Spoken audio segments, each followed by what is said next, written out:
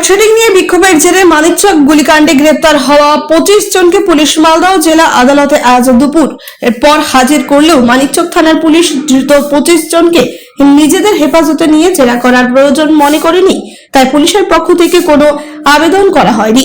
উল্লেখ্য, গতকাল মানিকচকের এনায়েতপুরে মানিকচক থানার আইসি পার্থসারথী হালদার সহ 4 জন পুলিশ কর্মী জখম হন। আইসির মাথা ফাটে বিক্ষোভকারীদের ইটের আঘাতে। মালদহ মেডিকেল কলেজ আহত পুলিশ কর্মীদের চিকিৎসা করা হয়। উত্তেজিত বিক্ষোভকারীদের ছত্রভঙ্গ করতে পুলিশকে প্রথমে লাঠিচার্জ এবং কাঁদুনে গ্যাসের সেল ফাটাতে হয়।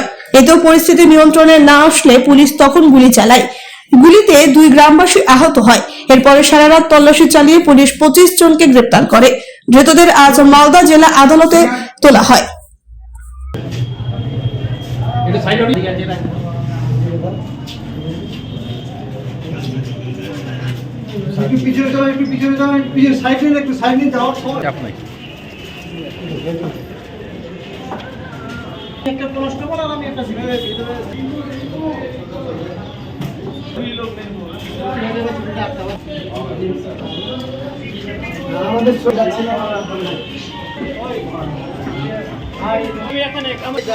আমাদেরকে ফাঁসানো হয়েছে, আমরা বাজার করতে এসেছিলাম, আমাদের লুকিয়ে নিয়ে গেছে।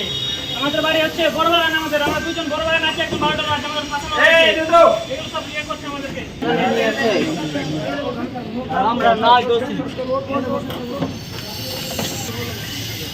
আমাদের বাড়ি নিয়ে বড়বাগান বাড়ি আমরা বাজার করতে এসেছিলাম।